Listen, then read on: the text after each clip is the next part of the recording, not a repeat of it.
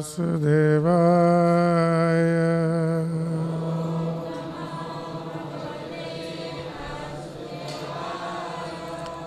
ॐ नमो भगवते वासुदेवाय।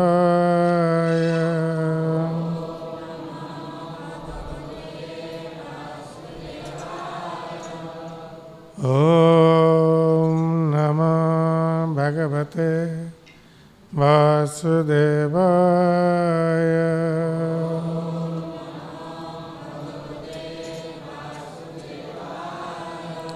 नारायणं नमस्कृत्य नरं चैव नरोत्तमं देवीं सरस्वतीं व्यासं ततो जयमुदीरये। नष्टप्रायेषु अभद्रेषु नित्यं भागवत सेवया। भगवती उत्तमश्लोके भक्तिर्भवति नैष्ठिकी। मूकं करोति वाचालं पङ्गुलं यते गिरिं यत्कृपातमहं वन्दे श्रीगुरुं दीनतारिणं श्रीपरमानन्दमाधवम्। ॐ अज्ञानतिमिरान्धस्य ज्ञानाञ्जनशलाकया चक्षुरुन्मिलितं येन तस्मै श्रीगुरवे नमः। श्रीचैतन्यमनोभीष्टं स्थापितं येन भूतले स्वयं रूपकदा मह्यं ददाति स्वपदान्तिकं। वन्देऽहं श्रीगुरो श्रीयुतपदकमलं श्रीगुरुन् वैष्णवंश्च श्रीरूपं साग्रजातं सगणरघुनाथ नितं तं सजीवं साद्वैतं सावधूतं परिजनसहितं कृष्णं चैतन्यदेवं श्रीराधाकृष्णपादान् सहगणललिता श्रीविशाखान्वितं स। हे कृष्ण करुणा सिंधु दीनबंधो जगत्पते गोपेश गोपिकाकांत राधाकांत नमस्तुते। तप्त कंचन गौरांगी राधे वृंदावनेश्वरी वृषभानुसुते देवी प्रणमामि हरिप्रिये। वंशाकल्पतरुभ्यश्च कृपासिन्धुभ्येव च पतितानां पावनेभ्यो वैष्णवेभ्यो नमो नमः। नमो महावदन्नाय कृष्णप्रेमप्रदायते कृष्णाय कृष्णचैतन्य नाम्ने गौरतिसे नमः।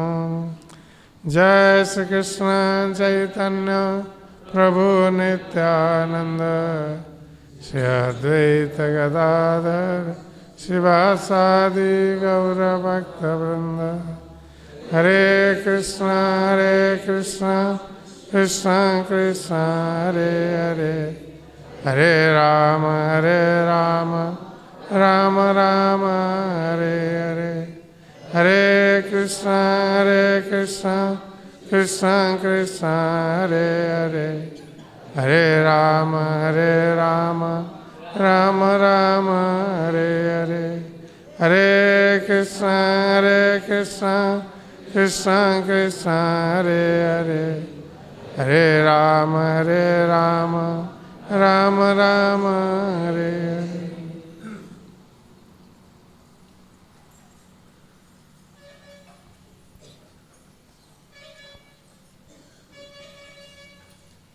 आज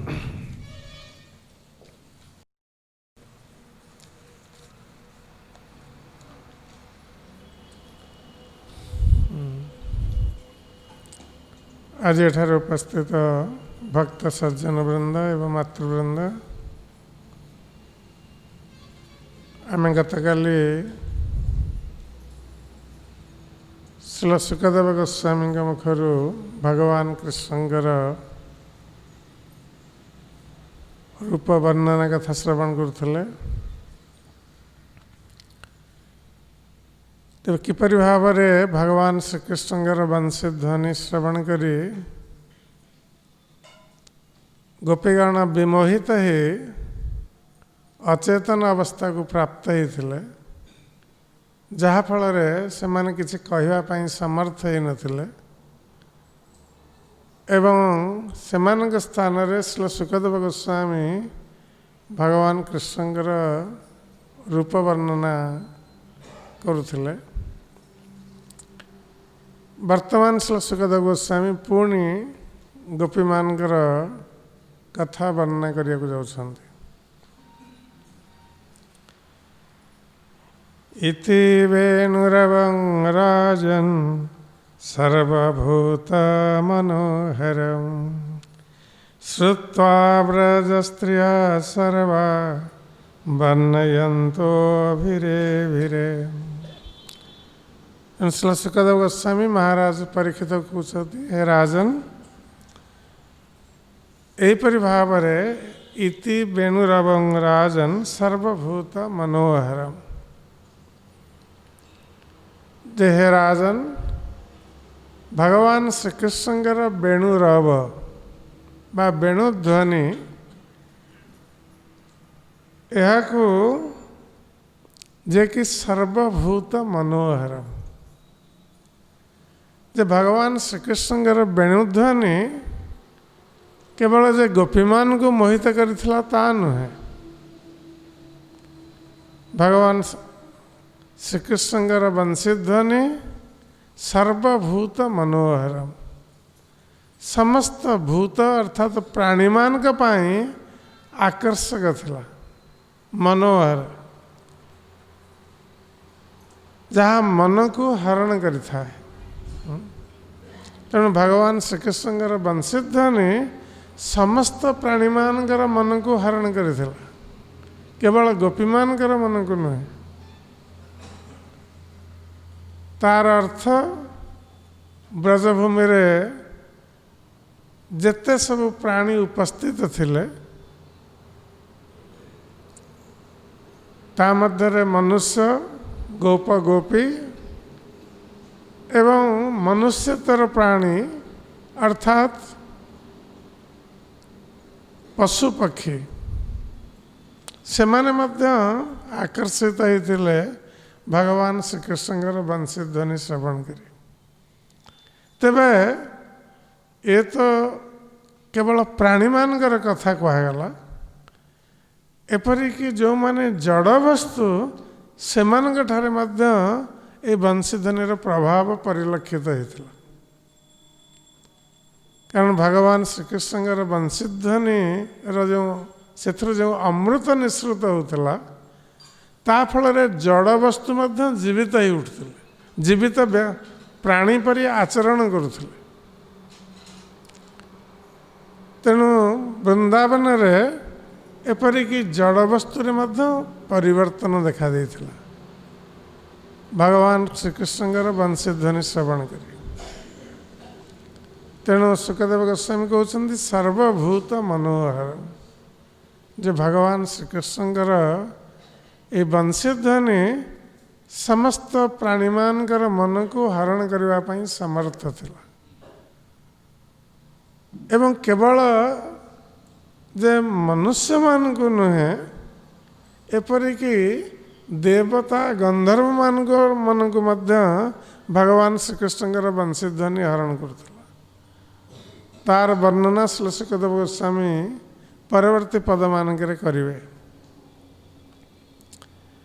तेणु एपरि जो भगवान कृष्णंकर वंशीध्वनि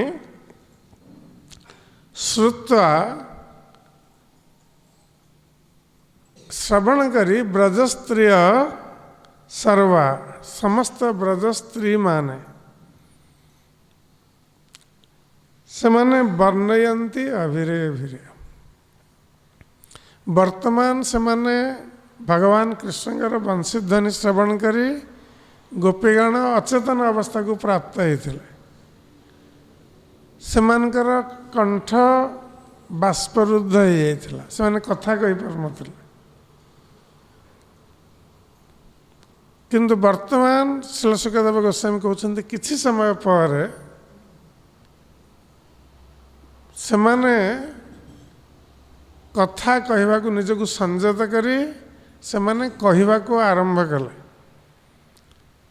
ଏବଂ ଯେତେବେଳେ ଗୋପୀମାନେ ନିଜ ନିଜର ଭାବକୁ ପ୍ରକାଶ କଲେ ଭଗବାନ କୃଷ୍ଣଙ୍କର ବଂଶୀଧ୍ୱନି ଶ୍ରବଣ କରି ପରସ୍ପରର ସମ୍ମୁଖରେ, ତେଣୁ ଯେତେବେଳେ ଜଣେ ଗୋପୀ ନିଜର ମନୋଭାବକୁ ପ୍ରକାଶ କରୁଛି ସେତେବେଳେ ଆଉ ଜଣେ ଗୋପୀ ସେ ଭାବୁଛନ୍ତି ଯେ ମୋ ହୃଦୟରେ ଯେଉଁ ଭାବ ଉଦୟ ହେଉଛି ଏ ଗୋପୀ ହୃଦୟରେ ମଧ୍ୟ ସେଇ ଏକା ଭାବ ଉଦୟ ହେଇଛି।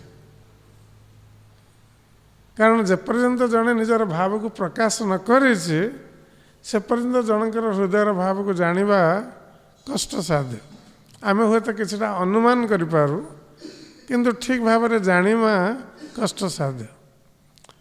ତେଣୁ ଗୋପୀଗଣ ଯଦିଓ ସେମାନଙ୍କର ପରସ୍ପରର ମନୋଭାବକୁ କିଛିଟା ଅନୁମାନ କରିପାରୁଥିଲେ କିନ୍ତୁ ଯେପର୍ଯ୍ୟନ୍ତ ଅନ୍ୟ ଗୋପୀଠାରୁ ସେମାନେ ତାଙ୍କର ହୃଦୟର ଭାବକୁ ଶ୍ରବଣ ନ କରିଛନ୍ତି ସେ ପର୍ଯ୍ୟନ୍ତ ସେମାନେ ନିଶ୍ଚିତ ନଥିଲେ ଯେ ସେମାନଙ୍କର କି ପ୍ରକାର ଭାବ ରହିଛି କୃଷ୍ଣଙ୍କ ପ୍ରତି।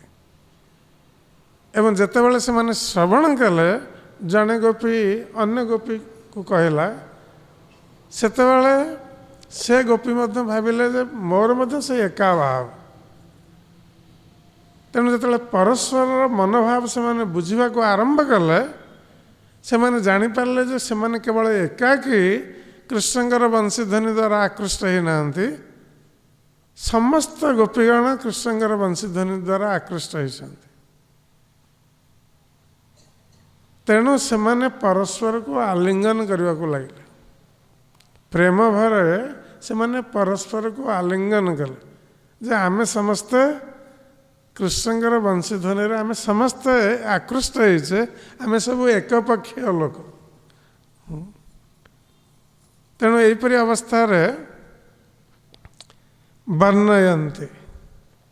ତେଣୁ ଗୋପୀଗଣ ବର୍ତ୍ତମାନ ପରସ୍ପରକୁ ବର୍ତ୍ତମାନ ତାଙ୍କର ହୃଦୟକୁ ଖୋଲି ସେମାନେ କହୁଛନ୍ତି, ସେମାନଙ୍କର ଭାବକୁ ପ୍ରକାଶ କରୁଛନ୍ତି ଯେ ସେମାନଙ୍କ ହୃଦୟରେ କି ପ୍ରକାର ଭାବର ଉଦୟ ହେଉଛି ତାକୁ ପ୍ରକାଶ କରୁଛନ୍ତି ପରସ୍ପର ସମ୍ମୁଖରେ। ତେବେ ଯେତେବେଳେ ଗୋପୀମାନେ ନିଜର ଭାବକୁ ପ୍ରକାଶ କରୁଛନ୍ତି ଆମେ ମନେ ରଖିବା ଆବଶ୍ୟକ ଯେ ସବୁ ଗୋପୀ ଏକା ସାଥିରେ ଏକା କଥା କହୁନାହାନ୍ତି। ବିଭିନ୍ନ ପଦ ବିଭିନ୍ନ ଗୋପୀମାନେ ତାଙ୍କର ହୃଦୟର ଭାବକୁ ତା ବିଭିନ୍ନ ପଦ ମାଧ୍ୟମରେ ପ୍ରକାଶ କରୁଛନ୍ତି। ତେଣୁ ଜଣେ ଗୋପୀ ଗୋଟିଏ କଥା କହିଲେ ଅନ୍ୟ ପଦ ଆଉ ଜଣେ ଗୋପୀ କହୁଛନ୍ତି।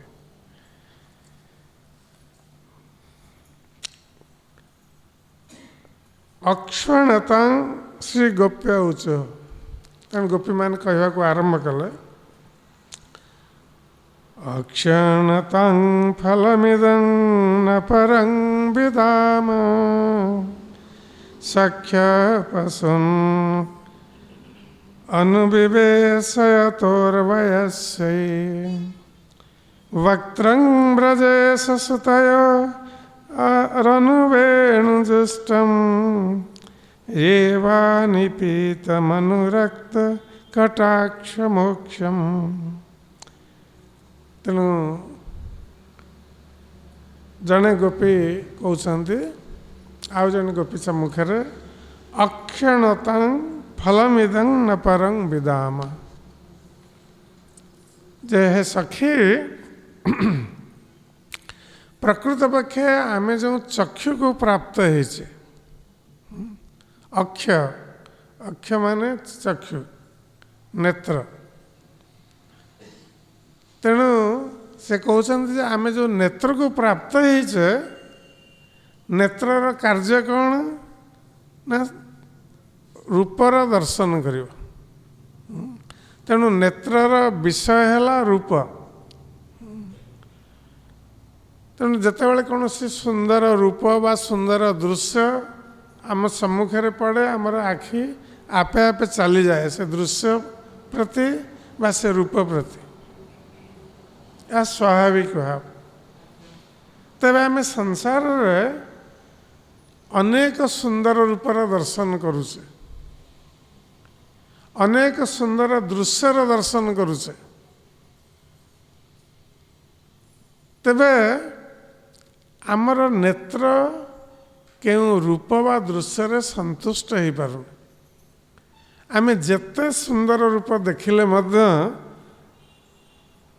पुणी आमर अन्य सुंदर रूप बा सुंदर दृश्य देखा नेत्र चली जाउछि। तार अर्थ नेत्र संतुष्ट हेनी से दृश्य रे बा से रूप रे। तेणु जड़े गोपी कहते अक्षणतां फलं इदं न परं विदाम जे हे सखी आमर नेत्र धारण करिवार ये होची सर्वोत्कृष्ट फल। ए फल ठारू आउ अधिक कौन फल अच्छे आमे जानिनु। तेणु कौन नेत्र धारणर फल अर्थात तांकर नेत्र द्वारा से केउ दृश्य दर्शन करिसेंती बा केउ रूपर दर्शन करिसेंती जहाँ ठार आउ सुंदर रूप ए संसार रे नहीं। तेणु से मन कहते जे सख्य पशुन अनुविवेशयत तो वयस्यै वक्त्रं ब्रजेश सुतयो अनुवेणु दुष्टम। तेणु ब्रजेश सुतयो ब्रजेश माने ब्रजराज नंदन ब्रजराज ब्रजराज हेले नंद महाराज। सुत अर्थात नंदन पुत्र। तेणु एठारे सुतयो शब्दर प्रयोग कराई बहुवचन रे। तार अर्थ नंद महाराजंकर पुत्रगण। तेणु नंद महाराजंकर केते जन पुत्र थिले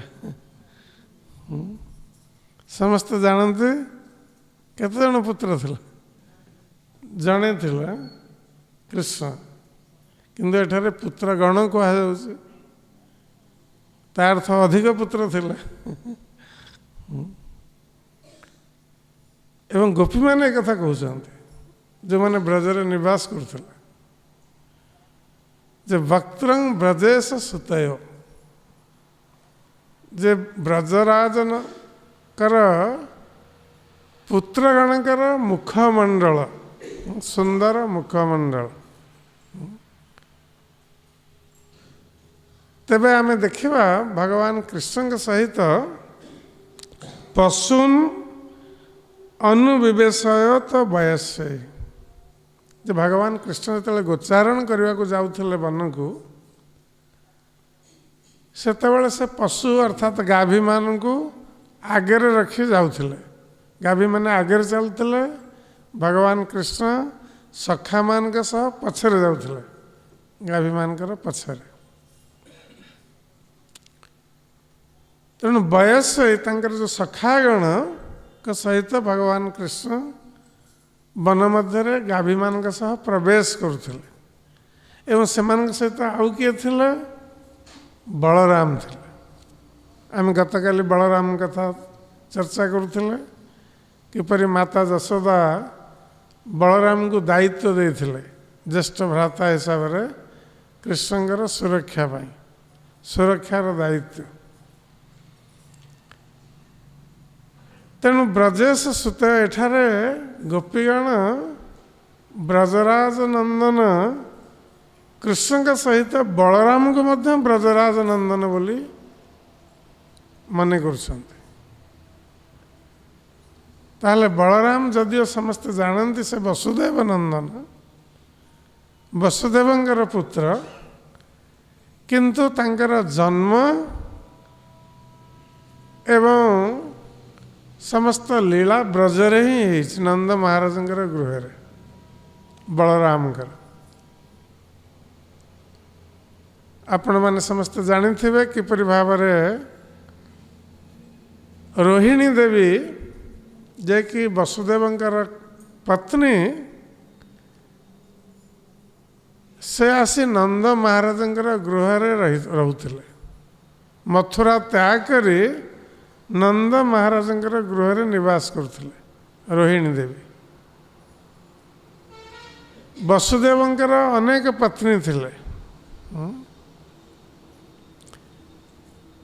ता मध्यरु रोहिणी देवी जेतेबेले कंस अत्याचार आरंभ कला वसुदेव एवं देवकी उपरे कारण कंस भविष्यवाणी श्रवण करथिला देवकी अष्टम गर्भ कंसर मृत्युर कारण हो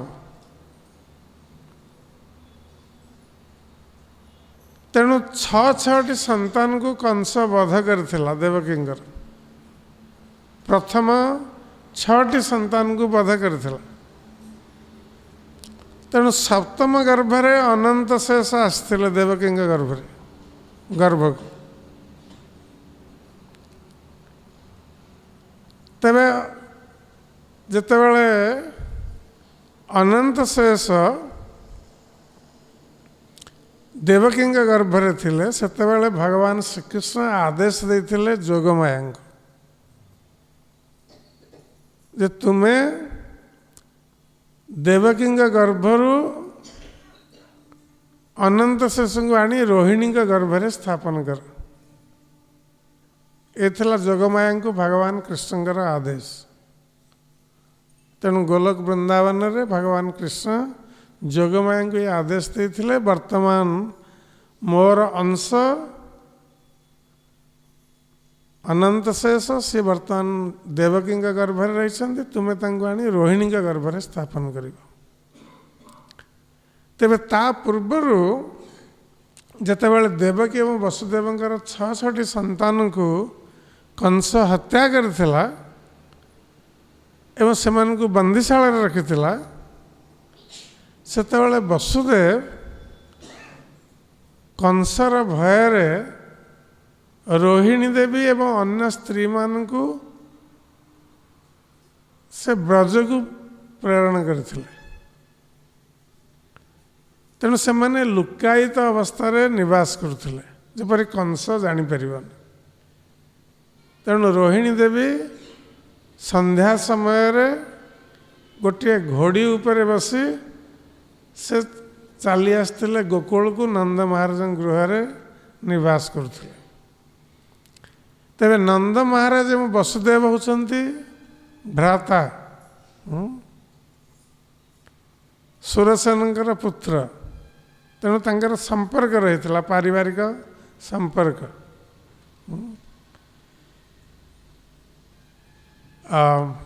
ना सुरसेनकर पुत्र होती वसुदेव एवं नंद महाराज होती पर्जन्य महाराज पुत्र किंतु तांकर जेजेबापा एक थिले महाराज देवमिढ़ तेणु महाराज देवमिढ़ंकर दुईटी पुत्र थिले दुईटी राणी गर्भर जात होते जड़े वैश्य राणी आ जड़े क्षत्रिय राणी तेणु महाराज देवमिढ़ंकर क्षत्रिय राणी ठारू सुरसेन जन्म ग्रहण करथिले एवं सुरसेन ठारू वसुदेव जन्म है एवं देवमिढ़ंकर वैश्य राणी ठारू पर्जन्य महाराज जन्म ग्रहण करते तेणु पर्जन्य महाराजंकर 5 पुत्र थिले ता मध्यरे नंद महाराज होचंती अन्यतम तेणु से दृष्टि वसुदेव एवं नंद महाराज भ्राता तंकर पारिवारिक संपर्क रही तेणु वसुदेव निजर स्त्री को रोहिणी देवी को से नंद महाराज गृह को प्रेरण करते लुकायित अवस्था ଯେପରି କଂସ ଜାଣିପାରିବନି। ଏବଂ ରୋହିଣୀ ଦେବୀ ଯେତେବେଳେ ମଥୁରାରୁ ଆସିଥିଲେ ଗୋକୁଳକୁ, ସେତେବେଳେ ତାଙ୍କର 3 ମାସର ଗର୍ଭ ଥିଲା। ଏବଂ କାଳକ୍ରମେ ଯେତେବେଳେ ଭଗବାନ କୃଷ୍ଣ ଆଦେଶ ଦେଲେ ଯୋଗମାୟାଙ୍କୁ, ତେଣୁ ଦେବକୀ ଦେବୀଙ୍କର 7ମ ମାସର ଗର୍ଭକୁ ଯୋଗମାୟା ସ୍ଥାନାନ୍ତରିତ କଲେ ରୋହିଣୀଙ୍କ ଗର୍ଭକୁ। ତେଣୁ ଦିନେ ରାତ୍ରିରେ ହଠାତ୍ ଦେବକୀ ଦେବୀ ଅନୁଭବ କଲେ ଯେ ତାଙ୍କର ଯେପରି ଗର୍ଭପାତ ହେଇଛି। ଏଣେ ରୋହିଣୀ ଦେବୀ ଗୋକୁଳରେ ସେ ମଧ୍ୟ ଅନୁଭବ କଲେ ଯେ ତାଙ୍କର ମଧ୍ୟ ଗର୍ଭପାତ ହେଇଛି। ଆଗରୁ ଯେଉଁ ଗର୍ଭ ଥିଲା ସେ ଗର୍ଭ ନଷ୍ଟ ହୋଇଗଲା ଏବଂ ଯୋଗମାୟା ଅନନ୍ତ ଶେଷ ବଳରାମଙ୍କୁ ଦେବକୀଙ୍କ ଗର୍ଭରୁ ସ୍ଥାନାନ୍ତରିତ କଲେ ରୋହିଣୀଙ୍କ ଗର୍ଭକୁ। ତେଣୁ ବଳରାମ ରୋହିଣୀଙ୍କ ଗର୍ଭରେ ବଢ଼ି 7 ମାସରେ ସ୍ଥାନାନ୍ତରିତ ହେଲେ ଏବଂ ଭଗବାନ କୃଷ୍ଣ ଯେତେବେଳେ ସ୍ଥାନାନ୍ତରିତ ହେଲେ, ତାପରେ କୃଷ୍ଣ ଦେବକୀଙ୍କ ଗର୍ଭରେ ପ୍ରବେଶ କଲେ। ତେଣୁ ଭଗବାନ କୃଷ୍ଣ 7 ମାସ ରହିଛନ୍ତି ଦେବକୀଙ୍କ ଗର୍ଭରେ। 8ମ ମାସରେ ତାଙ୍କର ଆବିର୍ଭାବ ହେଇଛି। ଭଗବାନ 10 ମାସ ପର୍ଯ୍ୟନ୍ତ ଅପେକ୍ଷା କରିନାହାନ୍ତି। 8ମ ମାସରେ ଭଗବାନ କୃଷ୍ଣ ଆବିର୍ଭୂତ ହେଉଛନ୍ତି। ଏବଂ ଏଣେ ବଳରାମ ରୋହିଣୀଙ୍କ ଗର୍ଭରେ ପ୍ରତୀକ୍ଷା କରୁଥିଲେ କୃଷ୍ଣଙ୍କର ଆବିର୍ଭାବକୁ। ତେଣୁ ବଳରାମ 7 ମାସରେ ସ୍ଥାନାନ୍ତରିତ ହୋଇଥିଲେ ଏବଂ ପୁଣି 7 ମାସ ଅପେକ୍ଷା କଲେ କୃଷ୍ଣଙ୍କ ପାଇଁ। ତାର ଅର୍ଥ ରୋହିଣୀଙ୍କ ଗର୍ଭରେ ବଳରାମ 14 ମାସ ରହିଲେ ଏବଂ ଠିକ୍ କୃଷ୍ଣଙ୍କର ଆବିର୍ଭାବର 8 ଦିନ ପୂର୍ବରୁ ବଳରାମ ଆବିର୍ଭୂତ ହେଲେ। ତେଣୁ ଆମେ ବଳରାମ ପୂର୍ଣ୍ଣିମା ପାଳନ କରୁଛେ, ରାକ୍ଷୀ ପୂର୍ଣ୍ଣିମା, ତାର 8 ଦିନ ପରେ ଭଗବାନ କୃଷ୍ଣଙ୍କର ଜନ୍ମତିଥି ପାଳନ କରୁଛେ, ଆବିର୍ଭାବ ତିଥି। ତେଣୁ ଭଗବାନ କୃଷ୍ଣ ଓ ବଳରାମଙ୍କର ବୟସରେ ଅନ୍ତର ବେଶୀ ନାହିଁ ଜନ୍ମ ଦୃଷ୍ଟିରୁ, ମାତ୍ର 8 ଦିନ ବଡ଼। ତେଣୁ କୃଷ୍ଣ ବଳରାମଙ୍କର ଲୀଳା, ବାଲ୍ୟ ଲୀଳା ସବୁ ଏକସାଥିରେ ଗୋକୁଳରେ ସଂଗଠିତ ହୋଇଥିଲା, କାରଣ ସେମାନେ ପ୍ରାୟ ସମବୟସ୍କ ଥିଲେ। ତେବେ ବଳରାମଙ୍କର ଜନ୍ମ ଯେହେତୁ ଗୋକୁଳରେ ହେଇଥିଲା ରୋହିଣୀଙ୍କ ଗର୍ଭରୁ, ଏବଂ କୃଷ୍ଣ ବଳରାମ ନନ୍ଦ ମହାରାଜଙ୍କ ଘରେ ପିଲାଦିନୁ ବଢ଼ି ଆସିଥିଲେ ଏବଂ ତାଙ୍କର ବାଲ୍ୟ କ୍ରୀଡ଼ା ନନ୍ଦ ମହାରାଜଙ୍କର ଗୃହରେ ହେଇଥିଲା ସବୁ। ତେଣୁ ସମସ୍ତେ ଜାଣନ୍ତି ଯେ କୃଷ୍ଣ ବଳରାମ ଇଏ ନନ୍ଦ ମହାରାଜଙ୍କର ପୁତ୍ର।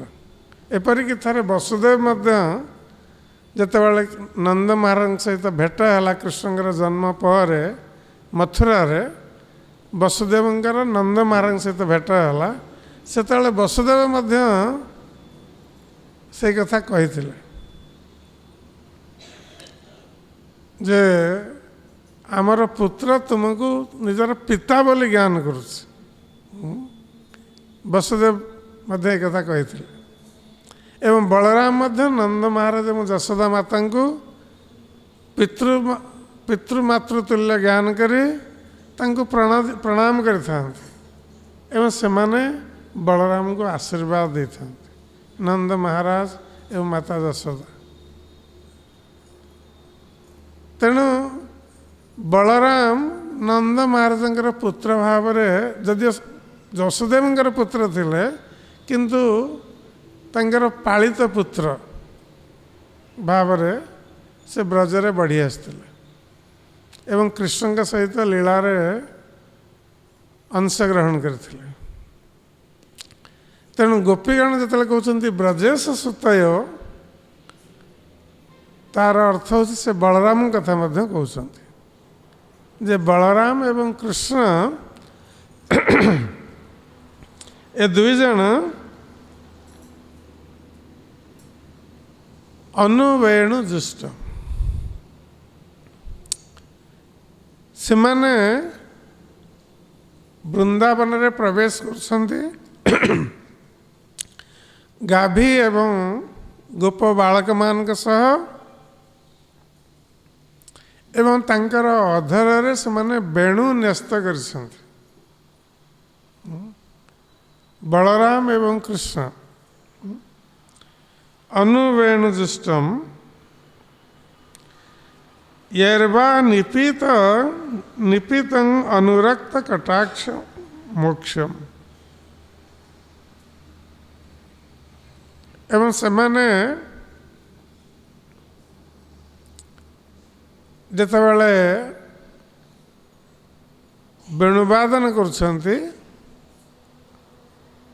सेतेबेले सेमाने ब्रजवासी मान के ऊपर कटाक्षपात करछन्ति प्रेमपूर्ण दृष्टि निक्षेप करछन्ति प्रेम दृष्टि तेणु गोपी माने यही दृश्यर कल्पना करछन्ति जे प्रकृत पक्षे ए संसार रे ए चक्षु धारण करिवार यही होची सार्थकता जे कृष्ण एवं बलराम कर मुखमंडल जेतेबेले से वेणु वादन करुछन्ति एवं कृपा दृष्टि पात करुछन्ति से समय मुखमंडल को दर्शन करवा होची चक्षुर सार्थकता तार अर्थ भगवान कृष्ण जेतेबेले प्रेमपूर्ण दृष्टि निक्षेप करछन्ति सेतेबेले तांकर मुखमंडल आहुरी अधिक सुंदर देखा जाउछि एपरि भगवान कृष्णकर मुखमंडल बहुत सुंदर तेणु तांकर मुख को कमल सहित तुलना कराई मुख कमल एवं जेतेबेले भगवान प्रेम रे विह्वल होती भक्त मान प्रेम रे एवं विशेष भाव में गोपी मान प्रेम रे से कटाक्षपात करुछन्ति सेतेबेले तांकर मुखमंडल आहुरी उज्जवल एवं आकर्षक हो उठुछि तबे ए दृश्य स्वचक्षुरे जाई दर्शन करने पाई जदिओ गोपीगण चाहूछन्ति सेमाने कहते जे आम गृह बंधन रही आम गृह रे कौन देखिपर दृश्य आमको भगवान चक्षु देइछन्ति ए चक्षु द्वारा गृह रे आम कौन देखिपर दृश्य कारण घर संसार भितर एभली कौन से दृश्य नहीं जहाँ आमर चक्षु को आनंद प्रदान करियो तेणु गोपीगण चाहते गृह संसार त्याग करी गृह त्याग करी से माने वन को जाई भगवान कृष्णकर मुखमंडल दर्शन करें एवं से भावुंट जे भगवान कृष्णकर मुखमंडल दर्शन करवा ये हूँ चक्षुर सार्थकता ए संसार रे भगवान कृष्णकर मुखमंडल एकमात्र वस्तु जे कि ए चक्षु को आनंद प्रदान करने समर्थ आउ संसार में जेते वस्तु दर्शन करुचे से वस्तु आम जदि केतले किसी आनंद प्राप्त हो से हूँ क्षणिक आनंद कारण संसार जेते सब सुंदर दृश्य सुंदर रूप रही से आमको अल्प समय पे आनंद दे पारे किंतु सदा सर्वदा आनंद प्रदान करिवारे असमर्थ किंतु भगवान कृष्णकर से सुंदर मुखमंडल जहाँकि अत्यंत आकर्षक एवं दिव्य एवं जेकोसी व्यक्ति भगवान कृष्णଙ୍କର से मुखमंडल दर्शन करिवो से तार संसार दुख को भूली जीव से तार जन्म जन्मांतर जो कष्ट दुख एवं पाप फल रही ये सबू नष्ट हो जदि कहीं भगवान कृष्णଙ୍କର मुखमंडल दर्शन करे एवं भगवान कृष्णଙ୍କର से मुखमंडल भगवान जिते कटाक्षपात कर प्रेमपूर्ण दृष्टि निक्षेप कर अर्थात भगवान कृष्ण कृपा दृष्टि निक्षेप कर तेणु से दृष्टि जेकोसी व्यक्ति उपरे पड़ा से व्यक्ति तो कृष्ण के प्रति आकर्षित हवा स्वाभाविक किंतु भगवान कृष्णଙ୍କର कृपा दृष्टि जहाँ ऊपर पड़ा से ए भौतिक संसार को तुच्छ मन करी से भगवान कृष्णଙ୍କର शरणागत हो तार मनुष्य जीवन धन्य हो तार चक्षु धारण करने सार्थक हो तेणु गोपीगण से कहते जे संसार रे चक्षु धारण करिवार यही हूँ सर्वोत्कृष्ट फल जे भगवान कृष्णଙ୍କର मुखमंडल दर्शन करवा एवं तांकर से कृपा दृष्टि प्रेमपूर्ण दृष्टिर पथारूढ़ हवा जपरि आमे जगन्नाथ अष्टकर गाउचे जगन्नाथ स्वामी नयन पथगामी भवतु मोर नयन पथरे पथारूढ़ हुअन्तु मुझे तार अर्थ मु आपण को सदाबले जपरि दर्शन करुथि तेणु ठीक सहीपरि आमे भगवान कर दृष्टिर पथारूढ़ हवा अर्थात भगवान कर कृपा दृष्टि आम उपरे पड़ो ताहले आमर जीवन सार्थक है एवं भगवान कर सुंदर रूप दर्शन करी आमर चक्षु मध्य सार्थक हो जो मानकर चक्षु थरे भगवान कृष्णकर सुंदर रूपर दर्शन करी से चक्षु आउ संसार अन्य कौन से रूप को दर्शन करने चाहिए बा आकृष्ट हेबन से भक्त माने जितेबाला भगवान कर सुंदर रूपर दर्शन करती विग्रह को दर्शन करती भक्त माने सुंदर भाव में भगवान कर विग्रह को सजाई था तेणु भक्त मैंने जो दर्शन करती चक्षु को से फेरे आनी पारती से बारंबार दर्शन करने को चाहती भगवान तथापि से तृप्त होती भगवान का सौंदर्य एपरी जे बारंबार दर्शन करने को इच्छा हो किंतु भौतिक संसार जदि आम कौन सौंदर्य देखा थरे देखिले आउ थे देखा इच्छा हो किंतु भगवान का सौंदर्य नवनवायमान सौंदर्य नित्य नूतन एवं केवल नित्य नूतन नुहे प्रति मुहूर्त नूतन नवनवायमान सौंदर्य प्रकृत पक्षे भगवान कृष्ण एवं श्रीमती राधाराणी दुहिंकर सौंदर्यर कंपटीशन चलती प्रतियोगिता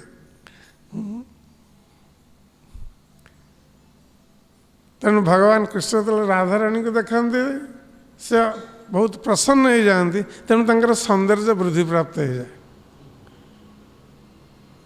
एवं श्रीमती राधाराणी जो कृष्ण सौंदर्य दर्शन करती से प्रेम विहल तांकर सौंदर्य वृद्धि प्राप्त हो जाए यहीपरि दुहिंकर सौंदर्य प्रतियोगिता चलता कहीं हार मानवा को चाहते तेणु सौंदर्य प्रति मुहूर्त वृद्धि होची भगवान का आनंदं बुद्धिवर्धनं प्रतिपदम तेणु से सौंदर्य जो दर्शन करिब तार आनंद सागर रे मध्य प्रति मुहूर्त रे वृद्धि हो, प्रति पदक्षेप रे वृद्धि हो।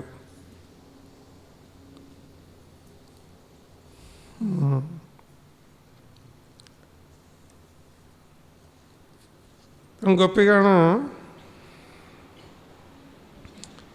से कह निपीत अनुरक्त कटाक्ष क्षो मोक्षम। तेणु आम भगवान श्रीकृष्णकर से प्रेमपूर्ण दृष्टि पात करुवा भगवान कृष्णकर से मुखमंडल जो सौंदर्य एवं माधुर्य आम ताको नित्य निरंतर पान करने चाहूँ। भगवान कृष्ण एते सुंदर आम नित्य निरंतर पान करने को चाहूँ से सौंदर्य।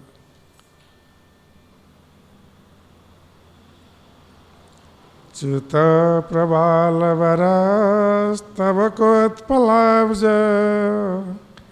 मालानुपृक्त परिधान विचित्र वेश मध्ये विरेजतुरलं पशुपाल गोष्ठ्यं रंगे यथा नटवर कचगायमानम। बर्तमान गोपीगण भगवान कृष्णकर से रूपर वर्णना कर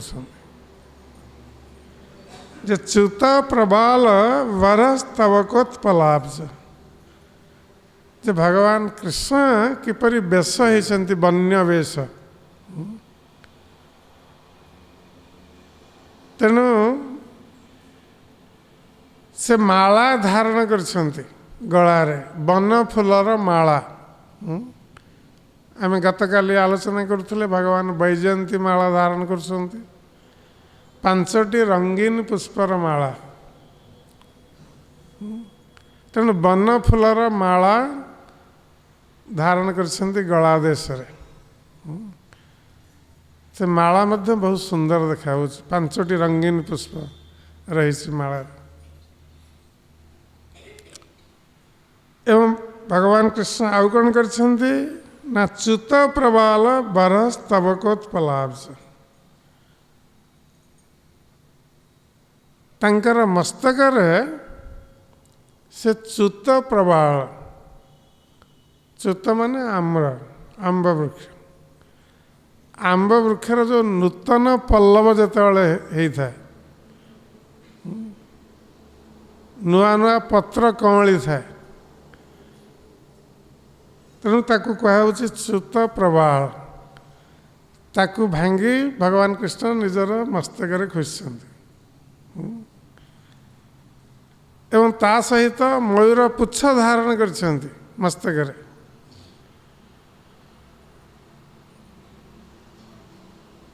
एवं पुष्प गुच्छ मध्य मस्तक रे धारण करछन्ति।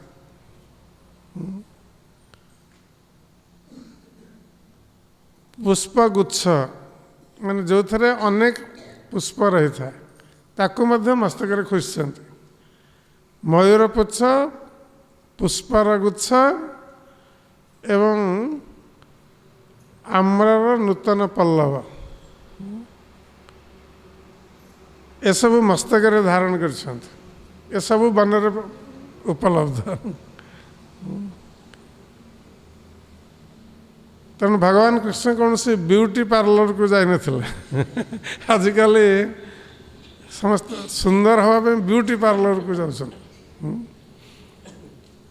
किंतु भगवान कृष्ण वन रे जहाँ किसी उपलब्ध होता से बेश होता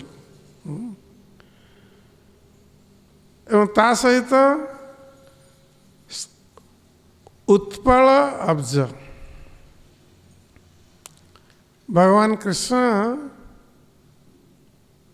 कमल पुष्पर कढ़,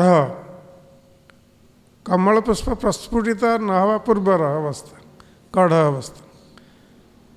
तेणु कमल पुष्पर कढ़ को से कौन कर निजर कर्णद्वय धारण कर। आम गतकाली कर्णिकार कथा शुणुले ଯେ ଭଗବାନ କୃଷ୍ଣ କର୍ଣ୍ଣରେ କନ୍ୟର ପୁଷ୍ପ ଧାରଣ କରିଥିଲେ।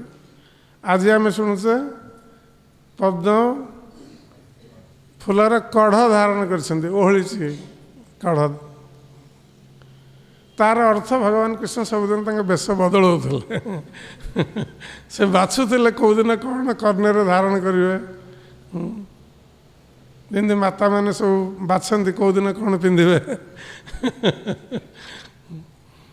ତେଣୁ ଭଗବାନ କୃଷ୍ଣ ମଧ୍ୟ ପ୍ରତିଦିନ ସବୁ ନୂତନ ନୂତନ ବସ୍ତୁ ଧାରଣ କରୁଥିଲେ, ବେଶ ହେଉଥିଲେ। ନଟବର ବେଶ, ନର୍ତ୍ତକ ଶ୍ରେଷ୍ଠର ବେଶ ହେଉଥିଲେ।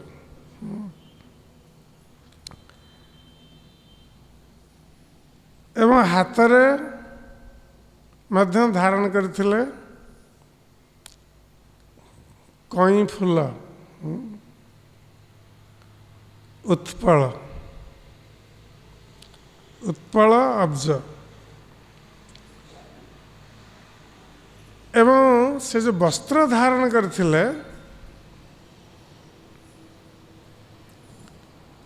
ଆମେ ଗତକାଲି ଶ୍ରବଣ କରୁଥିଲେ ଭଗବାନ କୃଷ୍ଣ ପୀତବାସ ଧାରଣ କରିଥିଲେ ବୋଲି।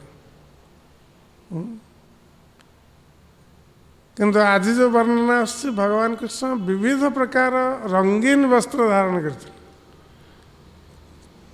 ପୀତବର୍ଣ୍ଣ, ରକ୍ତବର୍ଣ୍ଣ ଏବଂ କୃଷ୍ଣବର୍ଣ୍ଣ, ସବୁ ବିଭିନ୍ନ ରଙ୍ଗର ପୋଷାକ ପିନ୍ଧିଛନ୍ତି, ବସ୍ତ୍ର ଧାରଣ କରିଛନ୍ତି। ଯେପରି ଷ୍ଟେଜରେ ଯେଉଁମାନେ ନର୍ତ୍ତକ ନୃତ୍ୟ କରିଥାନ୍ତି, ସେମାନେ ଯେପରି ବିଭିନ୍ନ ରଙ୍ଗର ବସ୍ତ୍ର ଧାରଣ କରିଥାନ୍ତି, ବହୁତ ସୁନ୍ଦର ଦେଖାଯାଏ। ତେଣୁ ଭଗବାନ କୃଷ୍ଣ ମଧ୍ୟ ସେହିପରି ବସ୍ତ୍ର ଧାରଣ କରିଛନ୍ତି, ବିଭିନ୍ନ ରଙ୍ଗର ବସ୍ତ୍ର।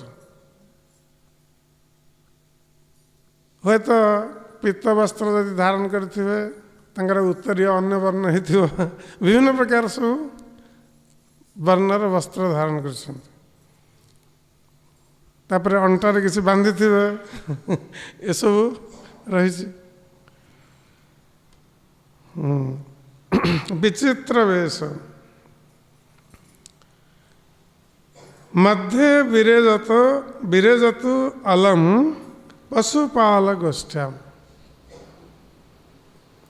ଏବଂ ଏହିପରି ଭାବରେ ଭଗବାନ କୃଷ୍ଣ ବିଚିତ୍ର ବେଶ ଆକର୍ଷକ ବେଶ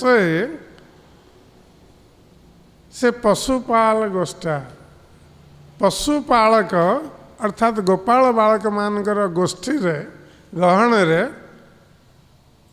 ଭଗବାନ କୃଷ୍ଣ ବିରାଜମାନ ହେଇଛନ୍ତି। ଅର୍ଥାତ୍ ଗୋପାଳ ବାଳକମାନେ ଭଗବାନ କୃଷ୍ଣଙ୍କର ଚତୁଃପାର୍ଶ୍ୱରେ ବେଢ଼ି କରି ରହିଛନ୍ତି। ଏ ଗୋପାଳ ବାଳକମାନଙ୍କର ଗୋଟିଏ ଦୁର୍ବଳତା ଥିଲା, ଏମାନେ କୃଷ୍ଣଙ୍କୁ ତ୍ୟାଗ କରି ଅନ୍ୟତ୍ର ଯାଉନଥିଲେ, ସବୁ ସମୟରେ କୃଷ୍ଣଙ୍କୁ ବେଢ଼ି କରି ରହୁଥିଲେ। କାହିଁକି ନା ସେମାନେ କିପରି ଭଗବାନ କୃଷ୍ଣଙ୍କର ଏଇ ସୁନ୍ଦର ମୁଖମଣ୍ଡଳକୁ ସବୁ ସମୟରେ ଦର୍ଶନ କରିପାରିବେ, ସେ ଲାଳସା ସେମାନଙ୍କର ରହିଥିଲା। ତେଣୁ ଯଦି କୌଣସି ଗୋପାଳ ବାଳକ ଟିକେ କୃଷ୍ଣଙ୍କ ଠାରୁ ଦୂରେଇ ଯାଏ ଗୋଚାରଣ ସମୟରେ, ସେ ଦୌଡ଼ିକରି ଆସିବ କୃଷ୍ଣଙ୍କ ନିକଟକୁ। ତେଣୁ ଏହିପରି ଭାବରେ ଭଗବାନ କୃଷ୍ଣ ଗୋପାଳ ବାଳକମାନଙ୍କ ଦ୍ୱାରା ବେଷ୍ଟିତ ହେଇ ରଙ୍ଗେ ଯଥା ନଟବରୌ କଚ୍ଛ ଗାୟମାନ, ଏପରି ସୁଶୋଭିତ ହେଉଥିଲେ ଯେପରି ରଙ୍ଗଭୂମିରେ ନଟବର, ନଟ ଶ୍ରେଷ୍ଠ, ନର୍ତ୍ତକ ଶ୍ରେଷ୍ଠ।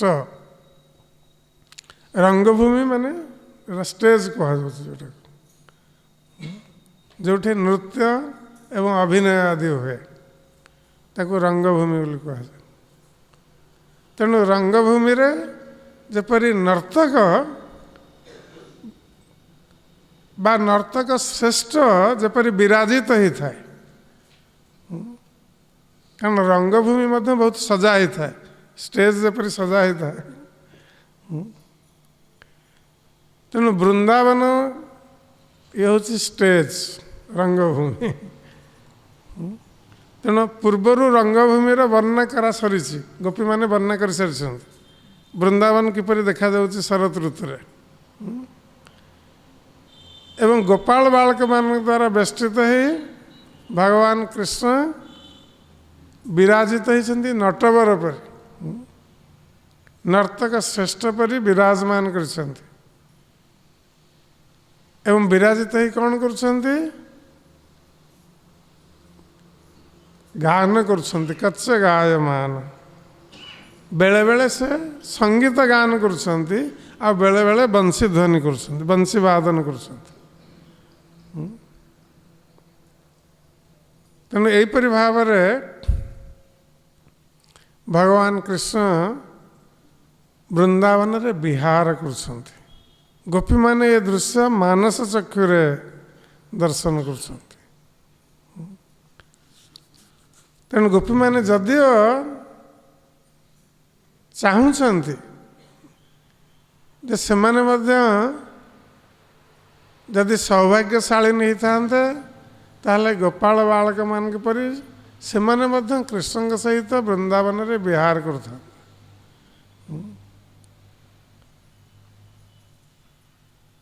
तेणु एहीपरि भाव गोपीगण भगवान कृष्णकर से सुंदर रूपर स्मरण करुछन्ति एवं तांकर वंशीध्वनि श्रवण करने सहित तांकर गीत मध्य श्रवण करुछन्ति।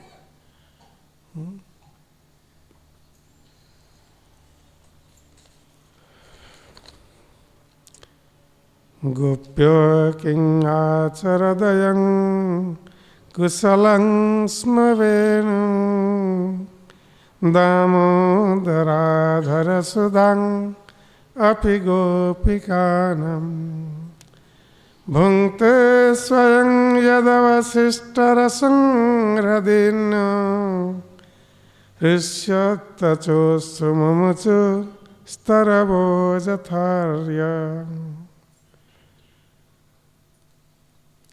तेणु गोपी माने वर्तमान परस्पर मध्य कथबार्ता होउछन्ति। सेमाने मन रे वर्तमान टिके ईर्षा भावर उदय होइछि।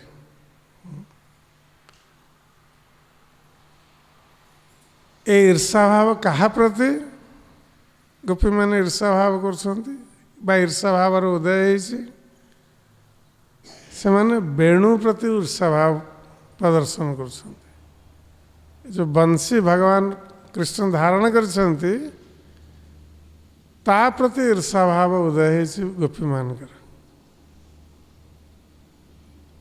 तेणु सेमाने कहउछन्ति जे गोप किं आचरदय कुशलं स्म वेणु। जे हे गोपी हे सखी जने गोपी आउ जने गोपी को संबोधन करी कहउछन्ति जे हे सखी ए वेणु जहाँ को कृष्ण धारण करछन्ति आ जे सब समय कृष्णकर अधर अमृत आस्वादन करुछि। भगवान कृष्ण मुखर रखी वेणुनाद करुछन्ति अधर सुधया पूरयन। आम गतकाली श्रवण करुले जे भगवान कृष्ण से वेणुरे वायु पुरौनाहांती अधर सुधा को पुरे दौरान भर्ती कर दौरान निजर अधर अमृत को भर्ती कर। तेणु ये गोपीगण कहते जे वेणु ये कौ जन्म रे कौन पुण्य कर्म सब करथिला से दामोदर अधर सुधांगपि गोपिकान ये सब समय रे कृष्णकर अधर स्पर्श करुचे वेणु। ये कौ जन्म रे कौन पुण्य काम करथिला ये सौभाग्य से प्राप्त है एवं केवल अधर स्पर्श करुनी अधर अमृत आस्वादन करुचे वेणु।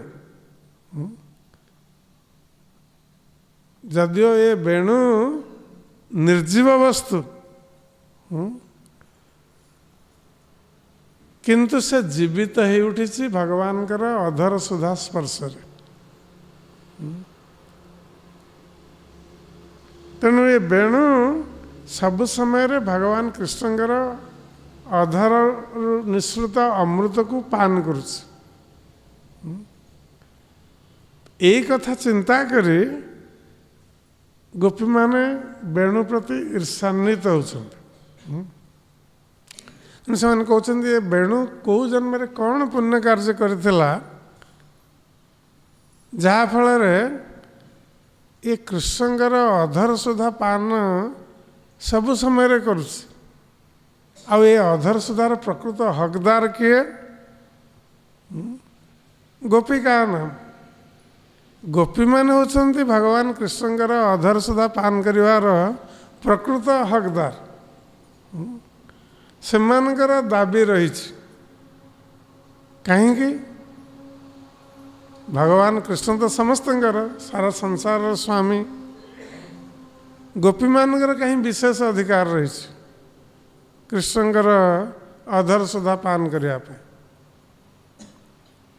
ତେଣୁ ଗୋପୀଗଣ କହୁଛନ୍ତି ଯେ ପ୍ରକୃତ ପକ୍ଷେ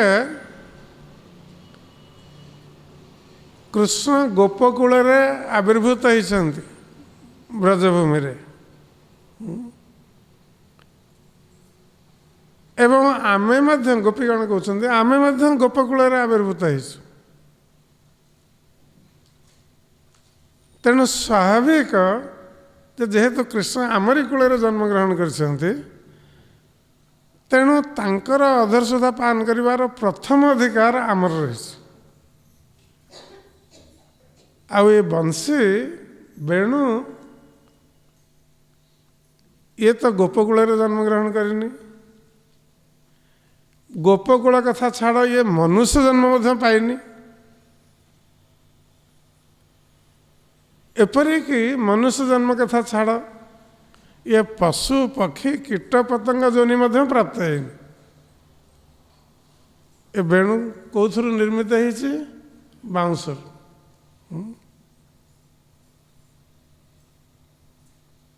ଛାର ଲତା କାଠ ବାଉଁଶ ଖଣ୍ଡେ ପ୍ରମାଦ କଲାଣି ଏ ଗୋପଦାନରେ। ତେଣୁ ଏ ବଂଶୀ ବାଉଁଶ ଖଣ୍ଡ,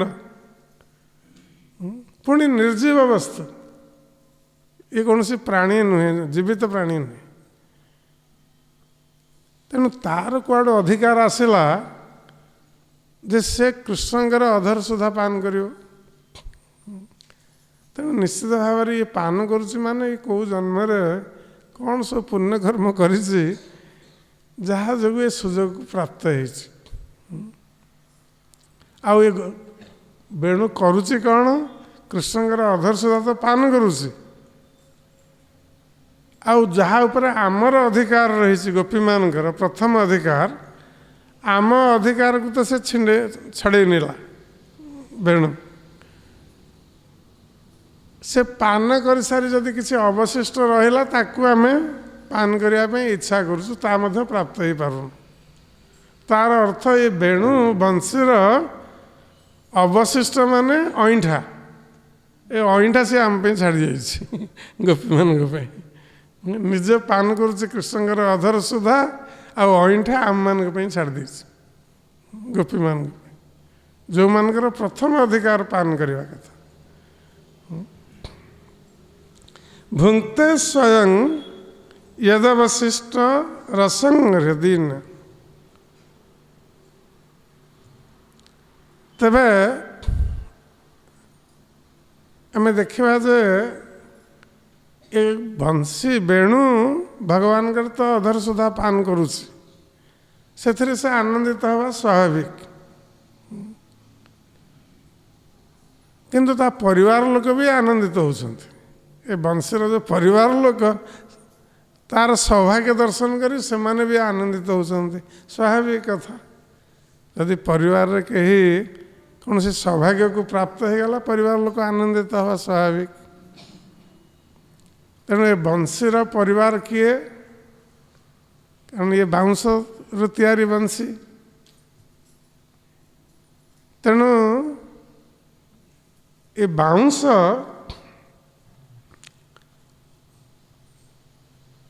ଇଏ ବାଉଁଶ ମାନେ ଏମାନେ ସବୁ ହୃଷ୍ଟ ହେଉଛନ୍ତି, ଆନନ୍ଦିତ ହେଉଛନ୍ତି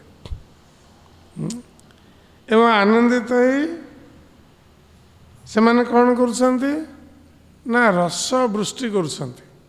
ତେଣୁ ବାଉଁଶରୁ ଯେଉଁ ରସ ବାହାରେ, ଅନେକ ସମୟରେ ବୃକ୍ଷମାନଙ୍କରୁ ସବୁ ରସ ବାହାରିଥାଏ।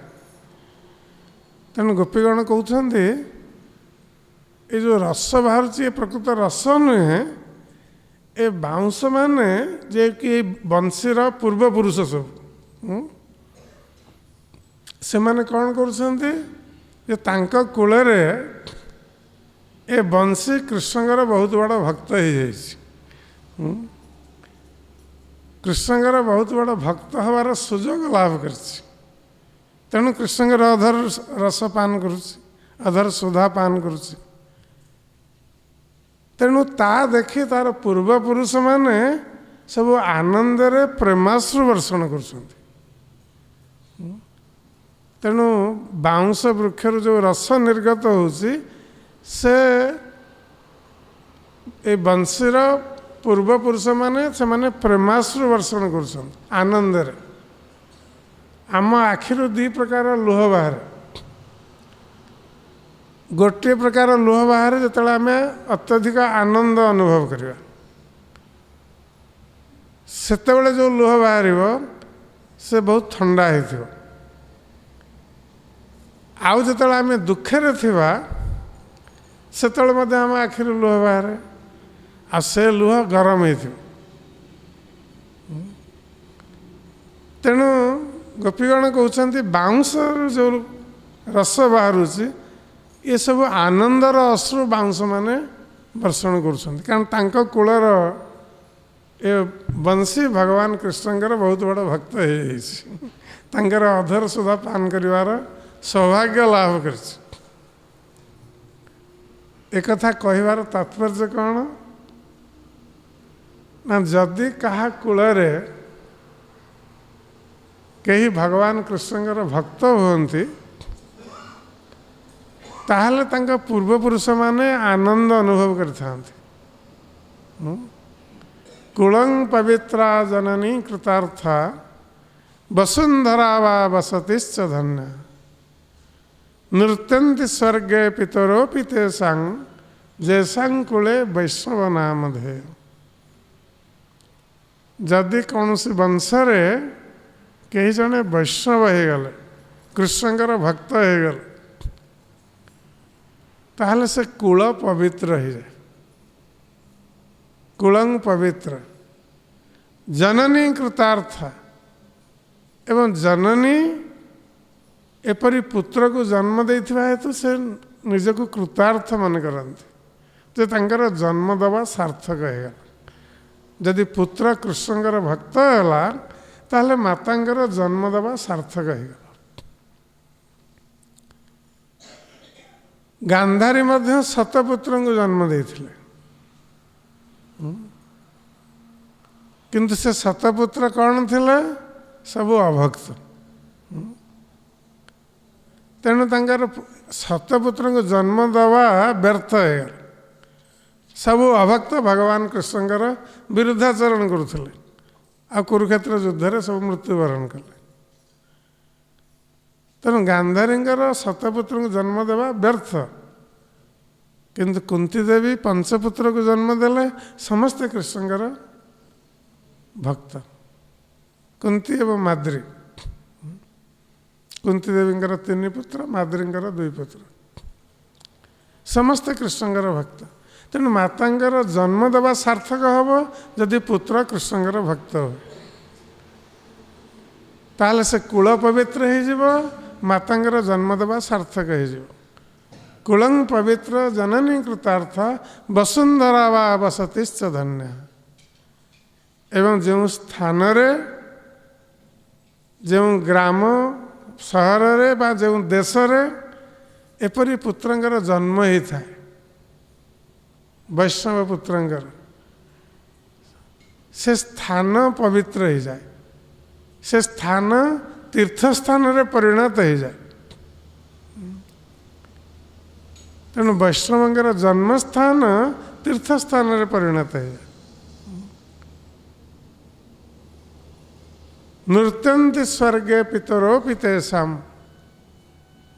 ଏବଂ ସେ କୂଳର ପିତୃପୁରୁଷମାନେ ଆନନ୍ଦରେ ନର୍କରୁ ଉଦ୍ଧାର ହୋଇ ସ୍ୱର୍ଗରେ ନୃତ୍ୟ କରିଥାନ୍ତି। ତେଣୁ ଆମେ ଯେତେବେଳେ କୌଣସି ବ୍ୟକ୍ତିର ମୃତ୍ୟୁ ହେଉଛି ଆମର ପରିବାରରେ, ଆମେ ସବୁ ଶ୍ରାଦ୍ଧ କ୍ରିୟା କରୁଛେ। ତାର ଉଦ୍ଦେଶ୍ୟ କ'ଣ ନା, ଯଦି ଆମର ମୃତ ବ୍ୟକ୍ତି ତାର ପାପକର୍ମ ହେତୁ ନର୍କଗାମୀ ହେଇଥିବ ବା ପ୍ରେତ ଯୋନି ଲାଭ କରିଥିବ, ତାହେଲେ ସେଥିରୁ ତାକୁ ଉଦ୍ଧାର କରିବା ପାଇଁ ଆମେ ପିଣ୍ଡ ଅର୍ପଣ କରୁଛେ। ଏବଂ ପିଣ୍ଡ କ'ଣ ନା, ଭଗବାନ ବିଷ୍ଣୁଙ୍କୁ ଅର୍ପିତ ଭୋଗ ସେ ପ୍ରସାଦରେ ପରିଣତ ହେଇଯାଏ। ସେ ପ୍ରସାଦକୁ ପିତୃପୁରୁଷଙ୍କୁ ଅର୍ପଣ କରାଯାଏ, ସେ ହେଉଛି ପିଣ୍ଡ। ତେଣୁ ଭଗବାନଙ୍କର ପ୍ରସାଦ ସେବନ କଲେ ପିତୃପୁରୁଷମାନେ ନର୍କରୁ ପ୍ରେତଜନିରୁ ମୁକ୍ତ ହେଇଯାଆନ୍ତି। ତେଣୁ ଯଦି କେହି ବ୍ୟକ୍ତି ପରିବାରରୁ ଭକ୍ତ ହେଲା କୃଷ୍ଣଙ୍କର, ତାହେଲେ ସେମାନେ ତ ମୁକ୍ତ ହେବା ସ୍ୱାଭାବିକ। ସେମାନେ ପିଣ୍ଡଦାନ ନ କଲେ ମଧ୍ୟ ପୂର୍ବପୁରୁଷମାନେ ସବୁ ମୁକ୍ତ ହେଇଯିବେ ବିନା ପିଣ୍ଡଦାନରେ। କେବଳ ଜଣେ ପରିବାରରୁ ଭକ୍ତ ହେବାର ଅଛି, କୃଷ୍ଣ ଭକ୍ତ। ତେଣୁ ଗୋପୀଗଣ କହୁଛନ୍ତି ଯେ ବାଉଁଶ ମାନେ ତ ଆନନ୍ଦାଶ୍ରୁ ବିସର୍ଜନ କରୁଛନ୍ତି, ଯେ ତାଙ୍କ ପରିବାରର ଜଣେ କୃଷ୍ଣଙ୍କର ବହୁତ ମହାନ ଭକ୍ତ, କୃଷ୍ଣଙ୍କର ବଂଶୀ, ଯେ କି ତାଙ୍କ ଅଧରରେ ସବୁ ସମୟରେ ଶୋଭା ପାଉଛି, ନ୍ୟସ୍ତ ଅଧର। ଏବଂ ହ୍ରଦିନ, ତାହେଲେ ଇଏ ତ ପିତୃକୂଳ ଗଲେ ବାଉଁଶ ମାନେ, ମାତା କିଏ? ବଂଶୀର ନଦୀମାନେ। ନଦୀମାନେ କାହିଁକି ମାତା?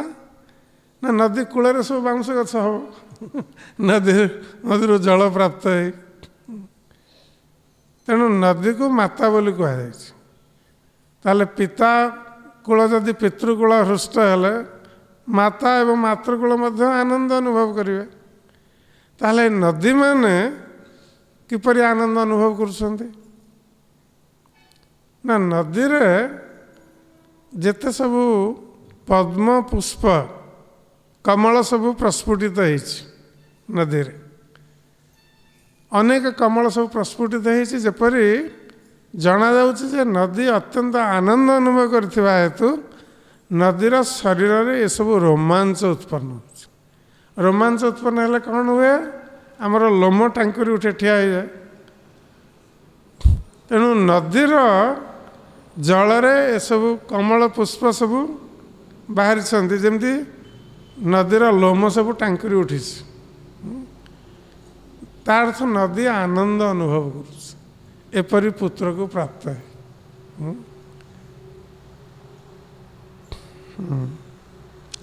ଋଷିତ ଅଶ୍ରୁ ମୁମୁଚୁ ସ୍ତରବ ଯଥାରେ। ତେବେ ଆଜି ଆମର ସମୟ ହେଇଯାଇଛି, ଆମେ ଏଇଠି ରଖିବା। ଆମେ ପୁଣି ଆଗାମୀକାଲି ଆଲୋଚନା କରିବା। ହରେ କୃଷ୍ଣ।